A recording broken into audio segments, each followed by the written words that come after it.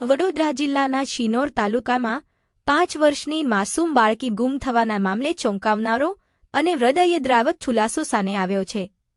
ગુમ થયેલી બાળકીનો મૃતદેહ વણિયાદ ગામ નજીકથી પસાર થતી નર્મદા કેનાલના નાળામાંથી મળી આવતા સમગ્ર પંથકમાં અરેરાટી ફેલાઈ ગઈ છે.